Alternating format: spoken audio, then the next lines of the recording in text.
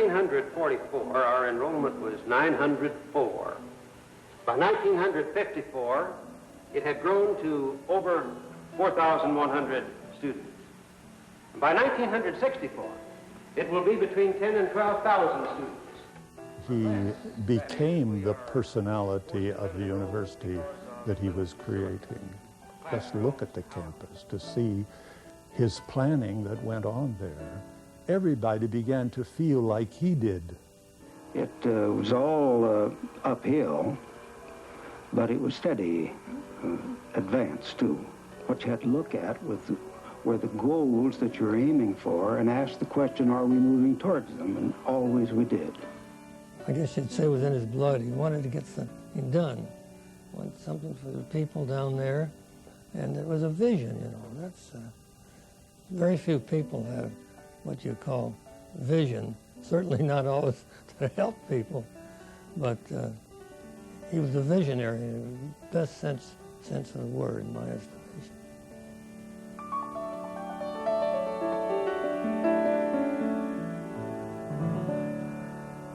The 22-year presidency of Delyte Wesley Morris at Southern Illinois University is a remarkable chapter in the history of American higher education, one that is likely never to be repeated. His tenure transformed a rural teachers' college of 3,000 into a major comprehensive university with more than 35,000 students on 2 campuses and programs around the world. The fortunes of both the individual and the institution are deeply rooted in the region they were to leave forever changed. His father was a telegrapher for the railroad. It was a very religious family. The father and mother were serious people who gave their boys, I think, a very firm foundation in morals and integrity and so on. He was a small-town boy who had gone to a work-study college at Parkville, Missouri. His high school class was probably just a handful of people. He went on to graduate school. He knew how important higher education was. He knew that for many people in Southern Illinois, it was the only way out of a life of poverty. Delyte Morris was a champion debater at Park College, where many students were children of missionaries. He was brought up a Presbyterian and was an active churchgoer, and he went to the Methodist Church all the time that he was here, very regularly.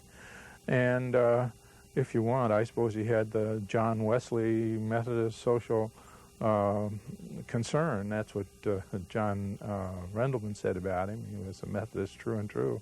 He taught high school in Oklahoma and earned his master's degree at the University of Maine, where he met his future bride. He had opportunity to take courses and to get his master's in linguistics. And at that time, I had received my BA degree in '30, and he came in September. And I was working in the university library. And of course, I met him soon after he came. Morris earned his PhD at Iowa and became a pioneer in the field of speech correction, helping found the American Speech and Hearing Association. By 1948, he was running Ohio State's Speech and Hearing Clinic at Columbus. It was to be a pivotal year for Morris and a small teachers' college in Carbondale, Illinois, chartered in 1869. It was very much a regional institution. Most of the students came from within 50 miles. Carbondale native David Kinney started school at Southern Illinois Normal University in 1940. It was very much a school for poor people. The tuition was $17.50 a quarter if you signed the teacher's oath, and that included, as I recall, textbook rental, room and board, place to sleep, and 20 meals at boarding houses and fraternity and sorority houses was $6 a week. It was a very simple little campus, quiet, 1 square block. Betty Mitchell says Carbondale wasn't much different from her hometown of Benton when she came to SINU in 1945. We wouldn't wear slacks. We wouldn't chew gum in class. we wouldn't smoke cigarettes walking across the campus. In fact, cigarettes were not allowed on the campus, period. If you were smoking a cigarette, you had to put it out at the main gate. Though small in size, Southern boasted an excellent liberal arts faculty in those days, thanks to the efforts of former presidents. Henry Shryock was a strong supporter of the liberal arts and recruited many PhDs between 1913 and 1935. In reality, it was one of the leading teacher training institutions in the United States. It was turning out more certified teachers every year than almost any other. I think it was third in 1940 in the number of certified teachers produced in the nation. It was the largest teachers' college in 1940 in the United States. Shryock's successor, Roscoe Pulliam, started the push for university status in 1942. He developed a 25-year plan for expanding the campus, including graduate studies and a medical school. Limited university status was achieved in 1943, but his dreams were left to future leaders by his untimely death in 1944. Pulliam was succeeded in 1945 by Chester Lay, whose degree in business administration apparently gave him the edge over Delyte Morris, who was also a finalist for the job that year. Lay's tenure ended in disarray in 1948, and with fall classes only weeks away, Alumni Association President Dr. Leo Brown suggested to General Robert Davis of the Teachers College Board that they skip a long search and make Morris an offer. When Bob Davis heard my speech, he agreed wholeheartedly that the best thing to do was to interview Morris. Now, I can't say I'm the only one who would have recommended it. It could well have been the very next man might have recommended Morris, but I was certainly the first. I've had the feeling that Southern Illinois University was a very special place. First place, it was coming home to my home state, and this was very pleasant. I had known the school as a small teachers' college, and there was a great challenge to make it different. Morris took the challenge, arriving in Carbondale in September to find an aging campus that hadn't seen a new building since the 1920s. A campus awash with veterans going to school under the new GI Bill. There was a flood of students arriving here in the spring of '46 and in the terms that followed, the quarters that followed, that constantly ran ahead of the preparation of the university. And there was a scramble for people to teach. There was frantic looking for places to have teaching occur, classrooms. And of course there was great difficulty in finding places for all the students to live. This area was a very poor area. It was classified as a depressed area when they made those classifications in the late 40s, early 50s. It was an area that young people left for jobs. The agriculture was disintegrating under the pressure of high technologies, and the kind of marginal hill regions were no longer profitable for agriculture. A meeting held a few days into his new presidency set the tone for his administration. He went to a meeting of the budget committee, and he looked at the budget they had proposed. In those years, we did biannual budgets, and so we did them for 2 years in a row. He looked at it, and he stroked them, and he said, "That's wonderful, that's very good, that's excellent. Now, if we just added a little more here, that would improve it. And a little more here, and a little more here." And when he finished, it had doubled the budget request. The budgetary increases are in keeping with the maintenance and growth of our institution of higher learning. We have enlarging responsibilities. These in turn demand more facilities which can be provided by the people of Illinois. Morris established an advisory council of leading faculty, but left no doubt about who was in charge. He saw himself as the administrative head of the university, and he saw decision-making pretty well centered in him. I do not believe that he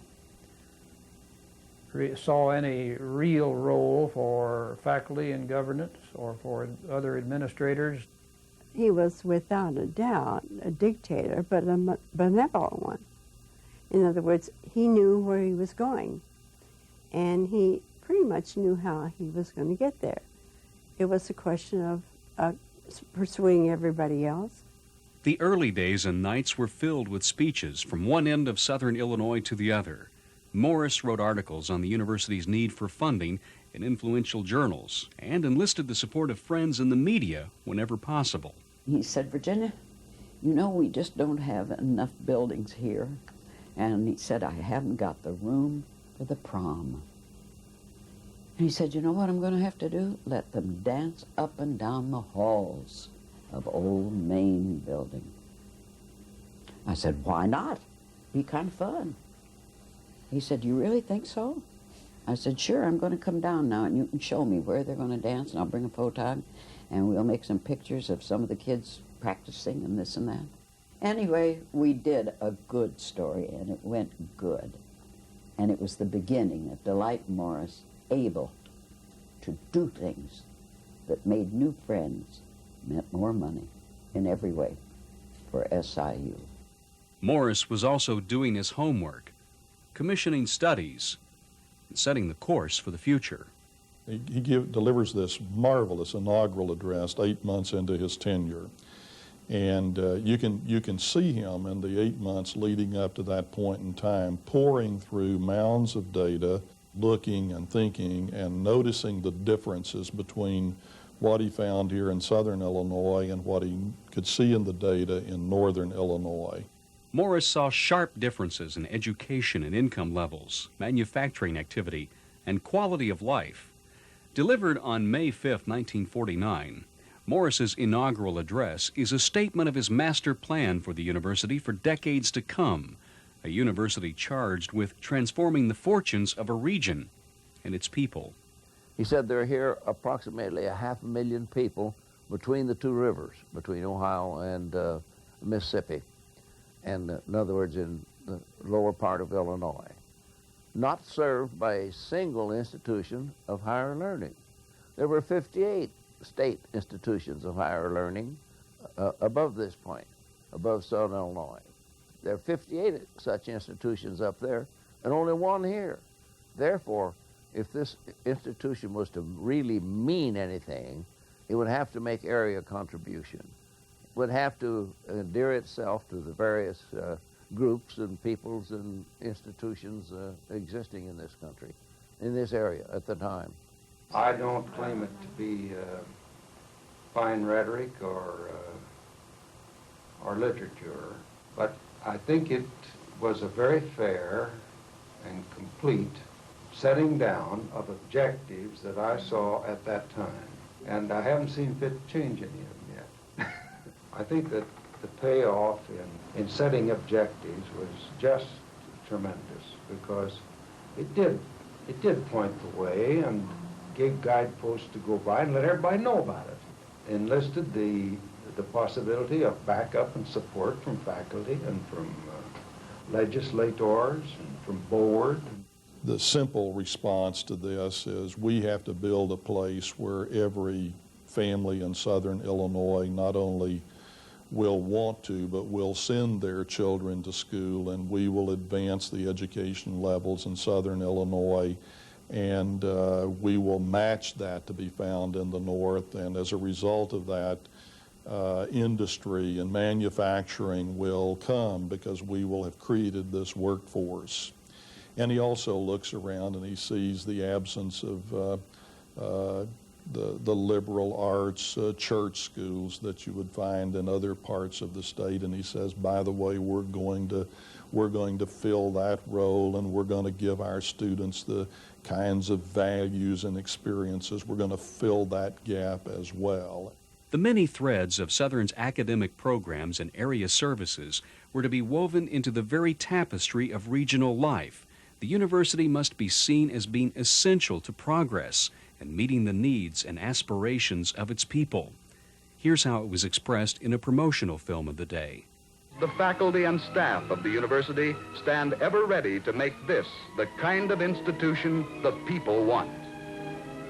Thus, the academic world and the world of public affairs have reached an ideal kind of coexistence in Southern Illinois. For the leaders of today, as well as for the leaders of tomorrow, and for all the men, women, and children in the communities it serves, Southern Illinois University has become as much a part of their lives as their local banks and post offices. It is no wonder that Southern is sometimes called the People's University.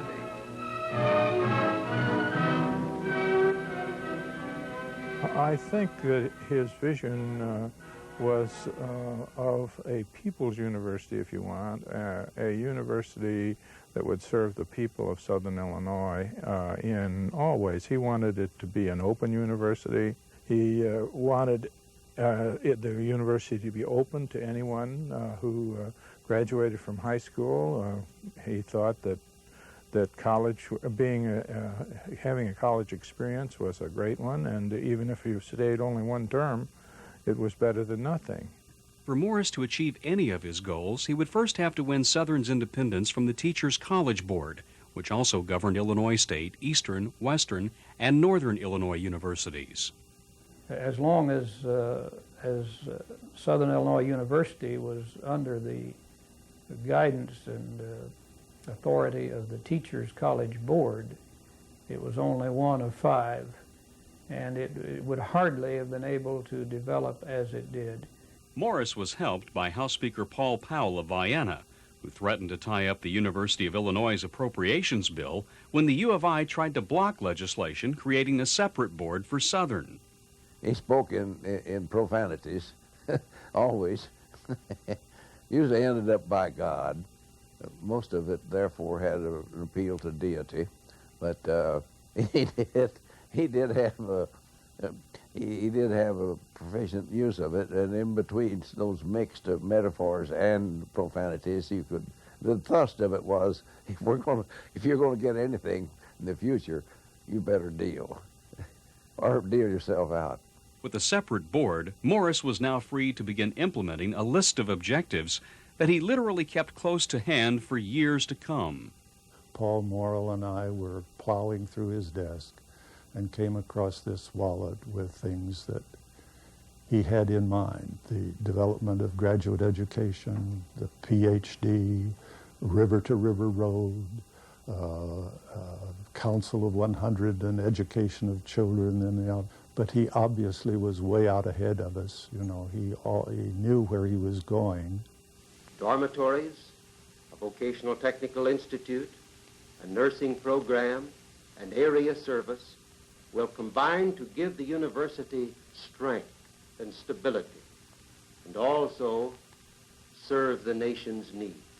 Current SIU President Ted Sanders believes Morris's genius may lie not only in having good ideas of his own, but recognizing and implementing the ideas of others. I look at his notion that today is the College of Applied Sciences and Arts. We're the only university in the state, the only public university with that kind of a program inventory. And why? Because Morris met this guy Simon up in Springfield who had an idea. And Morris obviously was captivated by the potential of that idea and made Simon an offer that he couldn't refuse. He wanted to be able to train people not only in the liberal arts or as teachers, but he wanted to be able to train them as auto mechanics, radio and television repair people. They wanted a way to prepare themselves to earn a better living than they had known. And that's a powerful message in any era. It was a powerful strategy, too, since VTI would eventually serve as the springboard for the future College of Engineering. 2 years into his tenure, Morris was off and running. There were new programs being planned and put in place across the university. A bill establishing a permanent board of trustees had just passed the legislature. But it all might have ended in 1951 because Morris had drawn the ire of Governor Adlai Stevenson II. He found that Morris was an aggressive person in terms of the university, and trying to get more and more, that really offended Stevenson. And Stevenson had this thing that you shouldn't encumber monies in one biennium that might add to the financial cost of the others. And so that was Morris's game, and that really disturbed Stevenson. So he tried to keep a lid on Morris. Stevenson replaced most of the original temporary board with an eye toward keeping Morris on a short leash, if not eventually firing him. The new board was ready to crack down in its first meeting of 1953, but it never met. By this time, Stevenson had run for the presidency, and so he was not a candidate for governor, and Stratton came in, and they discovered that, lo and behold, the board that Stevenson had created had never been approved by the legislature, and so they threw it out immediately and put in a new board, and Morris was back in business.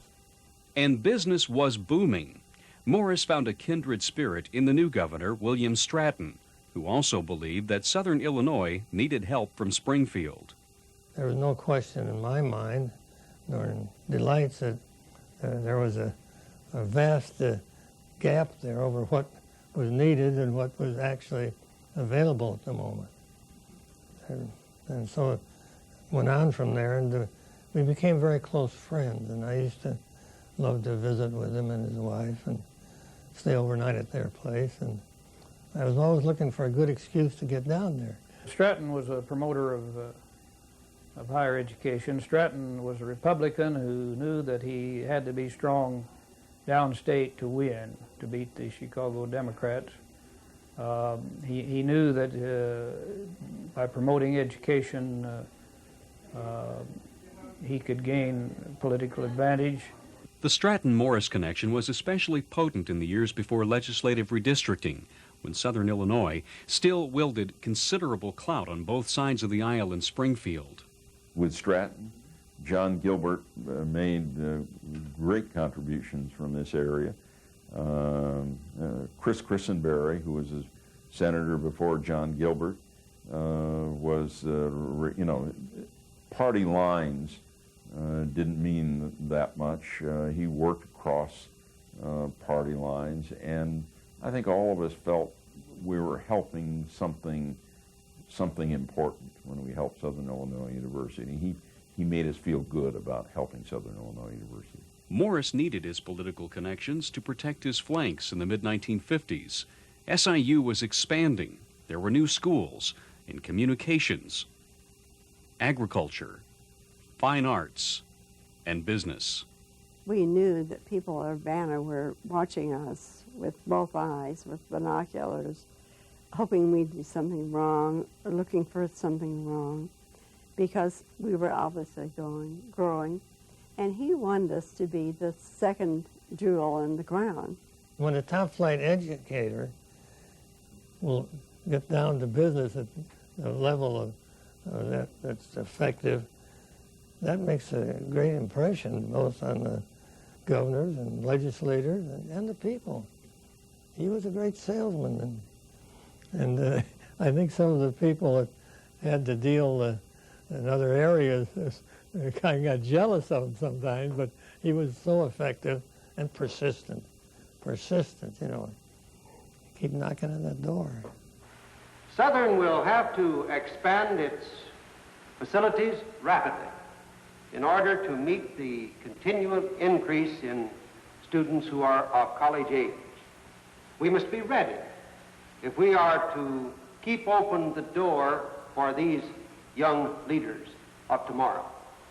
We must have the agricultural building at the earliest possible time.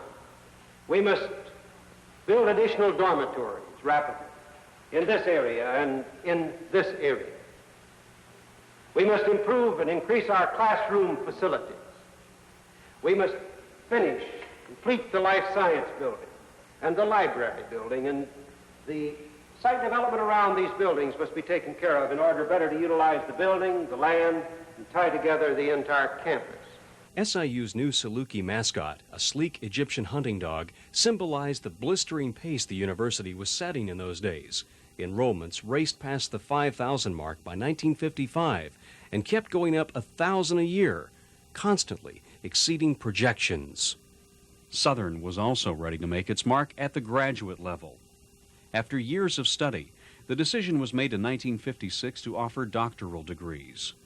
In the next 6 years, 24 doctoral programs were put in place under Graduate Dean Willis Swartz, a remarkable record of growth and accomplishment that Morris was to refer to as the halcyon years. Southern Illinois University is exciting with the beginning of its greatest school year. We have with us over 2,000 new students this year. Our new dormitories are under construction. These will provide for at least 480 students with living and dining facilities down on Thompson Lake. The new agricultural building is underway. We hope to occupy it in the fall of 1957. We are trying to get adjusted around here to 90 new faculty members who have been added to the faculty to take care of the backlog of registration and take care of the unprecedented enrollment that is with us in this school year. It is indeed an exciting year. That was a yeasty period in the university development. Money was almost unlimited. That was the time when Paul Powell was Speaker of the House, and that is probably his peak as a political power. Money was unlimited, building was going on, the student numbers were increasing, doctoral programs were being set up, new faculty was being brought in, Carbondale was growing in size. The foreign student, the international student population was taking on great dimensions. All of this was happening in a very compressed period of time. And I would say that the great period of growth of the university was really in those years, 56 to 62, because when that period ended, then practically all of the doctoral programs we have since known and all of the major programs were pretty much in place. Delyte and Dorothy Morris took a personal interest in the fortunes of their rapidly growing university family. They seemed to be everywhere. They were meeting and getting to know students and staff. There were watermelon feasts, caroling, homecoming, countless campus events. Their home with sons Peter and Michael was the hub of this family enterprise, where Morris took the role of father figure very seriously. Here at Southern Illinois University, we have much for which to be thankful on this Thanksgiving Day. We're thankful for the opportunity to offer increasing services to the people of Illinois, and especially to the people of Southern Illinois. We are thankful for the increasing understanding of our program and our objectives, accompanied by an increasing support of that program. The thing that always gave Mrs. Morris and me greatest warmth was the relationship with the students themselves. And it's of them that I think most. Oh, the walking across campus and being able to talk with people, visiting the various buildings, going to student events, having them come to the house. This was the, I suppose, the most pleasant reward of the position. He walked over the campus and visited classes, and we used to ride our bicycles around and talk to students, and faculty. He worked all the time. Southern Illinois was his only interest. Morris was a familiar face to many of the students of the day, friendly, yet always impressive. Having had his own educational background in speech, he was so articulate, his pronunciation was so accurate, his phrasing and composition of sentences was absolutely perfect.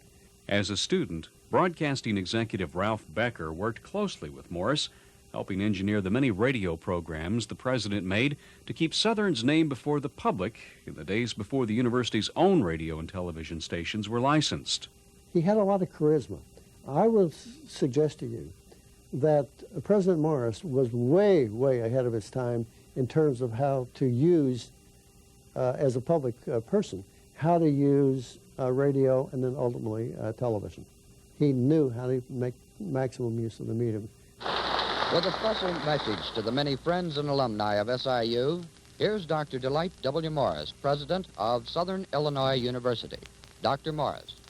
Homecoming ranks as one of the most important events of any school year.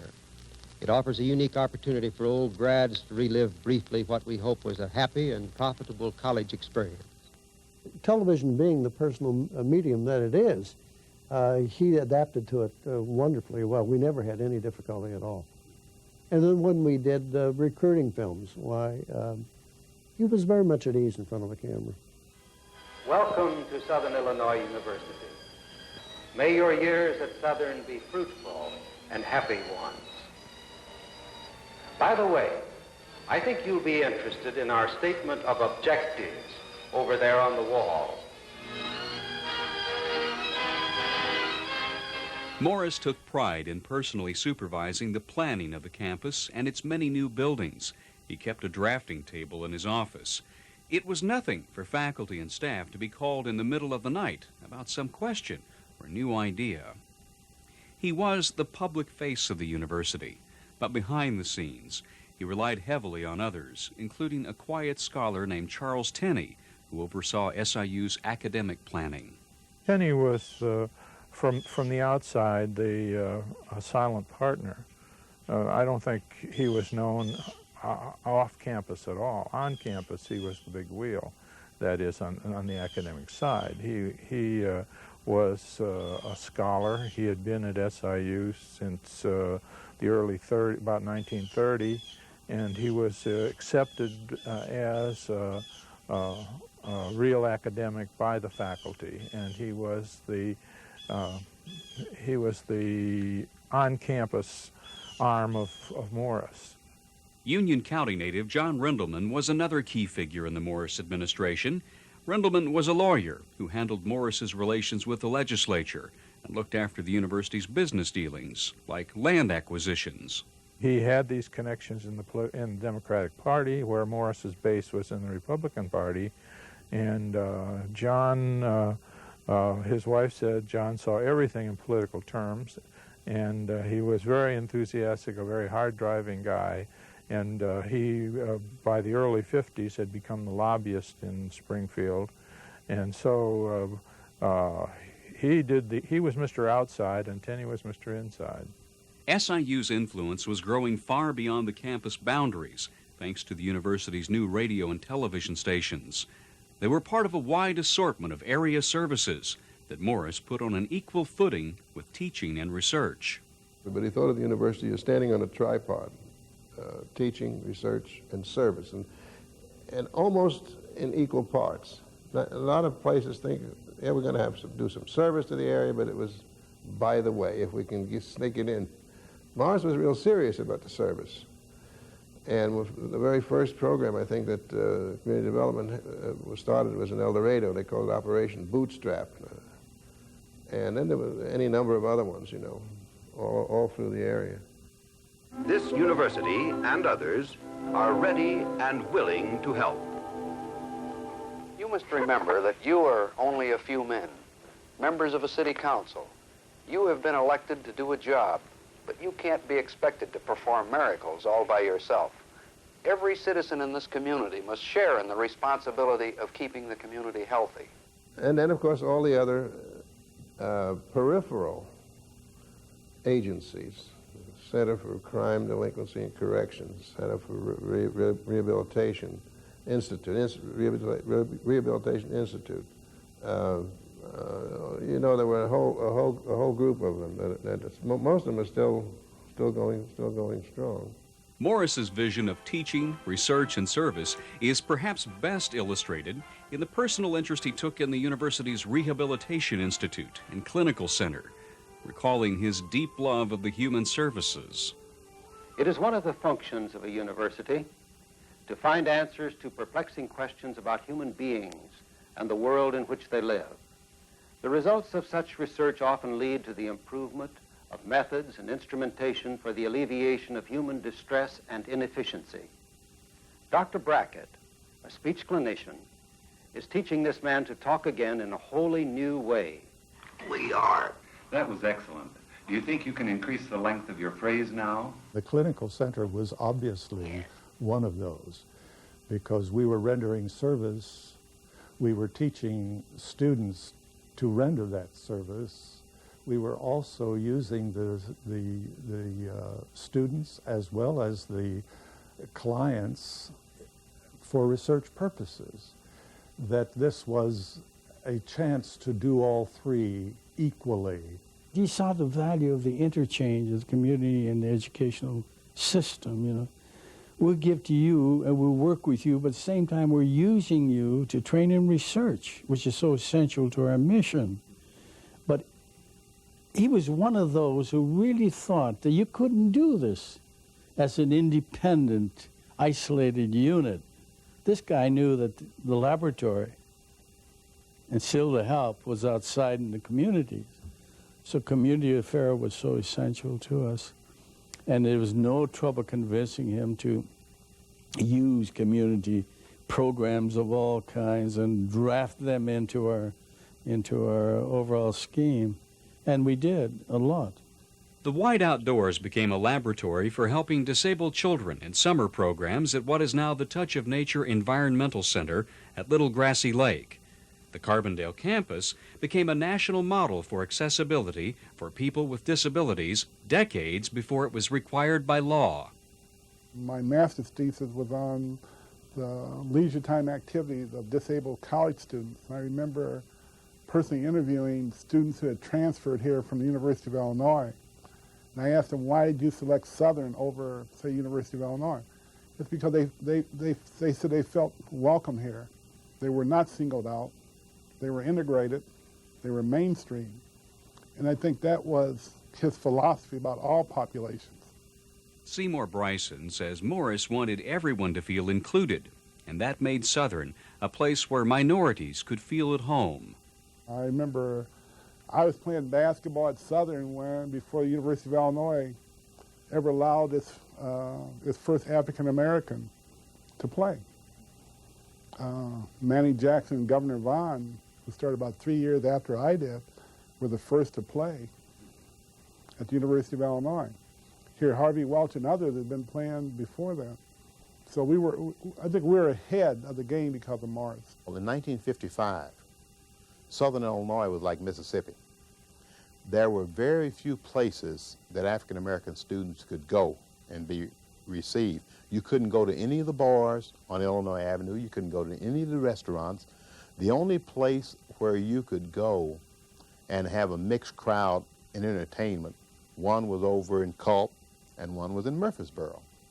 But when you came to campus, you felt totally at ease because you were treated just like any other student, and there was never the hint of the racism that was just beyond the campus 100 yards away. It was a very, very comfortable and enjoyable experience. And I think that was due directly to Dr. Morris, because some of the people who were on the campus were the same people who lived in the segregated outside community. I remember during those years, at one point in time, there were places in town that we could not go to. And Dr. Morris, as a result of athletes taking a little bit more of an active stance, decided that businesses in downtown would be off limits to Southern Illinois University students if they were not open to all students. And I believe this was in the late 50s. And that was a major turnaround in many respects for this campus and even for this part of the state. I think he really basically believed in American ideals, you know, and that maybe this ought to be a place that was reflective of that. Morris thrived on innovative ideas like the Distinguished Faculty Program, which brought many talented emeritus faculty to Carbondale, like design genius Buckminster Fuller. Both men thought outside of the box years before it was popular. So long as you keep open and assume that there's not anything that can't be done if you find the way to do it, you then have the hope of creativity. You have the climate for it. Delyte Morris, being interested in ideas, many times would see what would be emerging and then he would fine-tune it to the objectives that he may have had for the university in terms of its growth for providing the needs of the university. Morris recognized an emerging need for higher education in the Metro East area. SIU had been offering extension classes there since the late 1940s. It was a great opportunity for SIU, growing numbers of students who wanted a college education and no university nearby. These people were working people. They were already in their careers, but they were stymied insofar as advancement. And I think the key points came from business, from education, nursing later, and administrative kinds of degrees, certainly in the human services programs. There were many, many areas in the human services that people needed the technology, the update of skills, and the advancement of skills. And those programs simply did not exist. There were many, many meetings with the businessmen and with the union people in particular, and with the educators from Belleville and Knowlton and so forth, to try to improve the area, employment-wise, culture-wise, and help this area arise in comparison to St. Louis. The Morris administration responded with plans for a new university. It would be built on 2,600 acres of land in rolling farm country on the outskirts of Edwardsville. Morris hit the campaign trail in 1960 for a statewide bond issue for higher education. $25 million of that bond issue would go to build the new Southern Illinois University at Edwardsville. Now is the time for our universities to expand. Construction costs are going up every day, and the students are coming. May I urge you to vote yes for the University Welfare Bond issue November 4th. The bond issue passed, stepping up the pace for Morris and everyone around him as SIU Edwardsville raced toward completion in 1965. It was an exciting time. There was a sharing, there was a pulling together. Whether this was a unique kind of attraction, I don't know. I think it was for certain people, the kind of people who felt, here's a new university, it's being created with no preconceived notions. Literally, you were given the ball and said, run with it. There was a 3-person committee that sort of governed and kept the two schools together. And I know that Georgia Wynn came into my office one day. She was a English professor. She was one of the 3 for a while. And she said, Mr. Morris has a bull by the tail. He can't let go and he can't hang on in Edwardsville. Well, he hung on, as we know, and developed it as we know it today.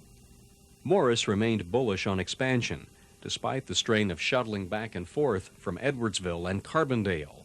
He was really a social crusader, and his crusade wasn't just limited to SIU. He saw Edwardsville as a chance to work in another depressed area. He saw the international attention to the third world as another place where SIU could do good things. He was expanding. He was thinking of presiding over not only a national institution but an international institution. He was beginning to travel abroad, realizing the great asset that we had in our hundreds and thousands of international students. He was exuberant, very happy at the way growth was going, and often impatient with those who opposed him. Impatient with those who could not understand that what he knew was the best way to go. But questions were starting to arise about Morris's sense of direction. There were legislative hearings into his administration, and the newly formed Illinois Board of Higher Education was reining in the freewheeling spending of earlier years. Chancellors were named to run the campuses: John Rindleman at SIU Edwardsville and Robert McVicker at SIU Carbondale. Most of the power, though, remained in the president's office. I think the house of cards began to tumble here because people became frustrated by not being able to get answers and so on, because he was a very busy man. And I'm sure faculty and administrators were frustrated. And that's why I say this kind of operation could not go on today, but could in the process of building a university. He certainly did burn the fuse at both ends. There's no doubt of that. He was going constantly.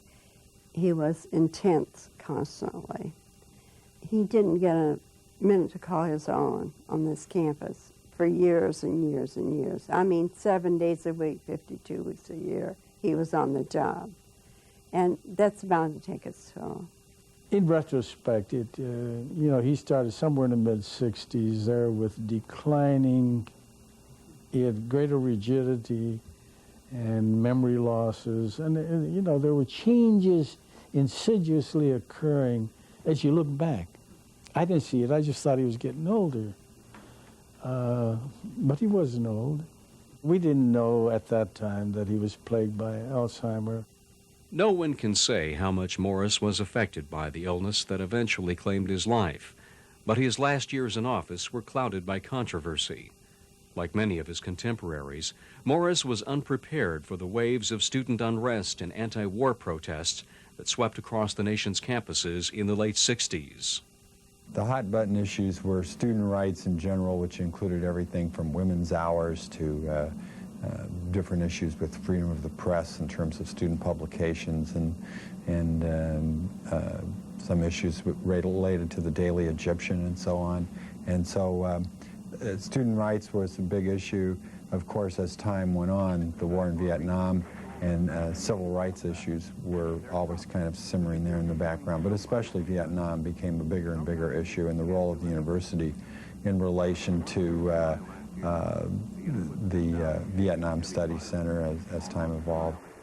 He was the figurehead that people were attacking, and he just couldn't understand this, that the students were turning on him. I think that the burning of Old Main, however that happened, it's unknown, I think, but that just crushed him to think that perhaps students would have burned, and to think that students would picket his house. These were unbelievable things to him. You see a building that has been through 100 years of the school's history now be removed from it is going to be a wrenching experience. In a lot of ways, it was a clash of egos. I mean, because students wanted to be seen as not only winning, but having forced the other side into winning, into giving or into acknowledging what students were demanding. There weren't too many arguments that we weren't willing to look for, I mean, we were very combative, very confrontive at the time. And from the period that I was student body president, 67 to 68 to 70, it just got more and more confrontational. Confrontation also loomed with the Illinois Board of Higher Education after news of an expensive new executive residence put SIU in the headlines. He wouldn't tell me. He wouldn't give me a figure.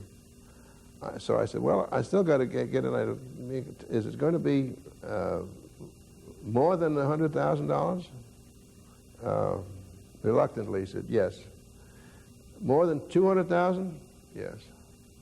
More, and I didn't know where to go from there, because in those days, that's a lot of money, More than $250,000? Yes. And that's all I'm going to say.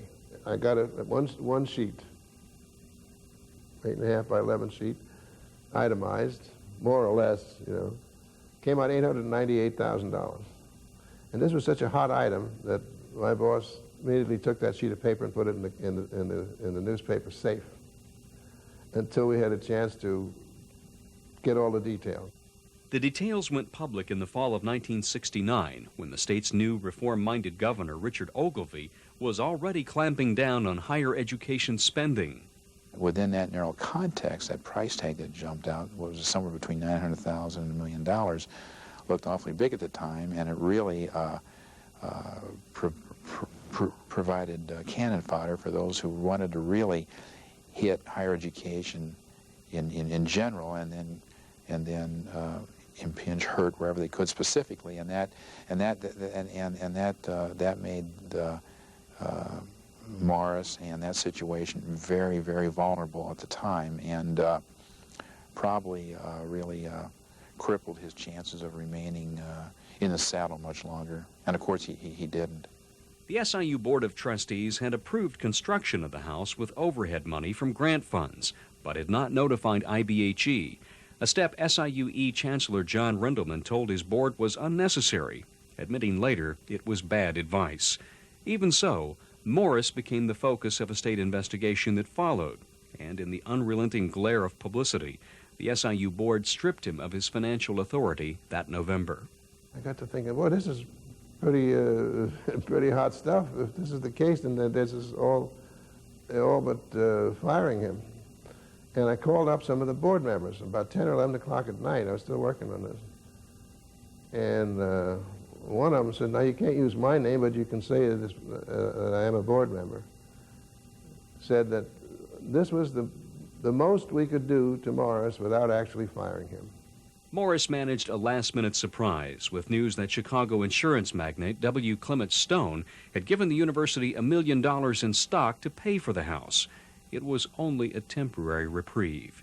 State officials had made it clear they no longer had confidence in Morris, and although he tried to soldier on, he was overcome by the onrush of events the following May when the campus and city erupted into violence.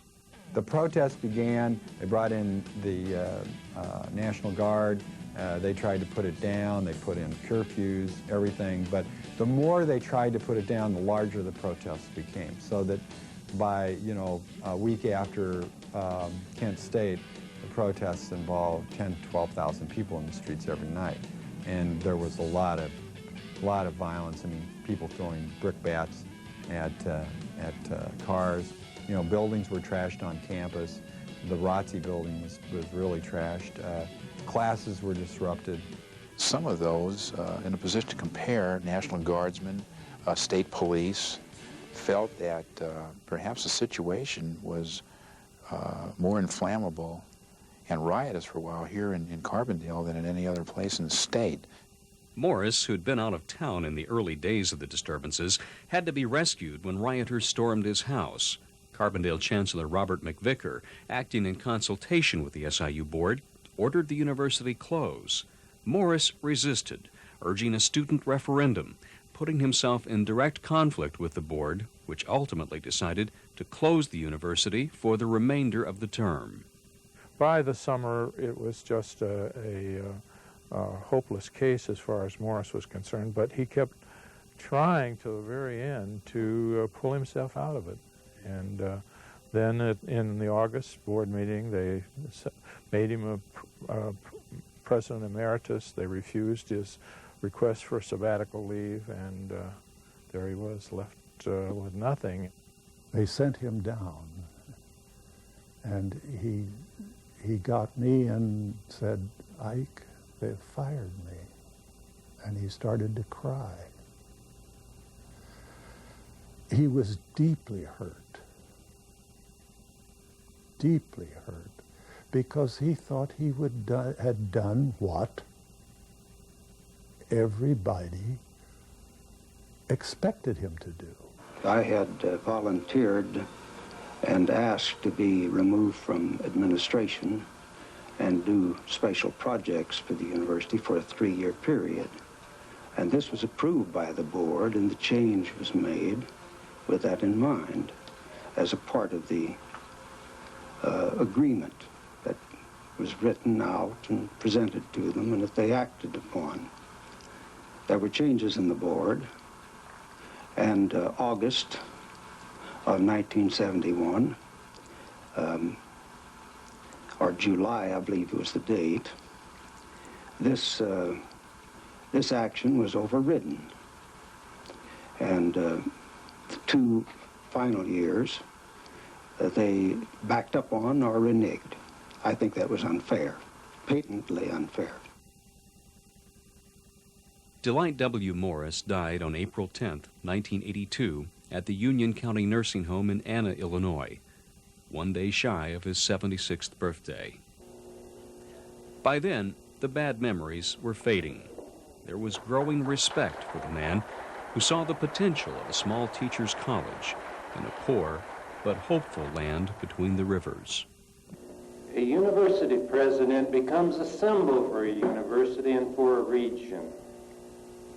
This was part of the power that my father as a leader was able to tap. He realized he could speak for the people, derive power from them, bring a central voice to develop a voice for the region.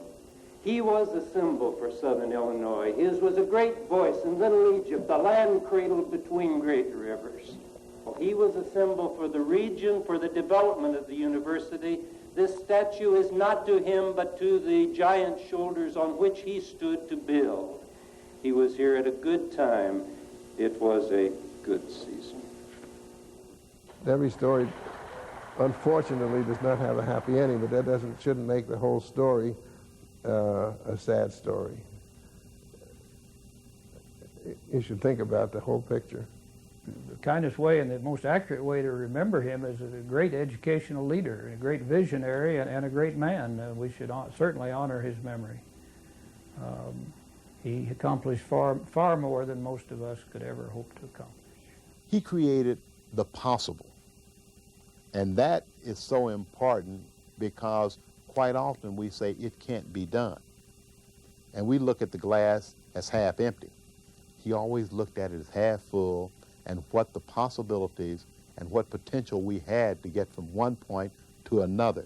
He was the right man in the right place at the right time. There's no doubt of that. Without his vision, who knows what we would be now? If we had had a plodding, mundane, characterless president simply keeping the store. Today, as Southern Illinois University marks the half-century since Morris's arrival, its leaders are intent upon recapturing his vision of a people's university with a global outlook. With new technology transforming the very nature of the university, President Ted Sanders believes Morris's entrepreneurial spirit is needed for SIU to seize the opportunities to be found in a period every bit as challenging as the one confronting Morris in 1948. We have to figure out what does that mean for this institution today, and bringing his values and the sense of risk-taking that he brought becomes very, very important. Delyte Morris was not an airline pilot.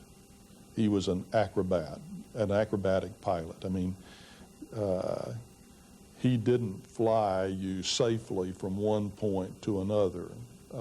He was the consummate risk taker. He never missed seizing an opportunity, and he did it with flair too, as I gather. Southern Illinois University is our university. All of us working together can make a better university and a better Southern Illinois. Your cooperation and your support are urgently needed.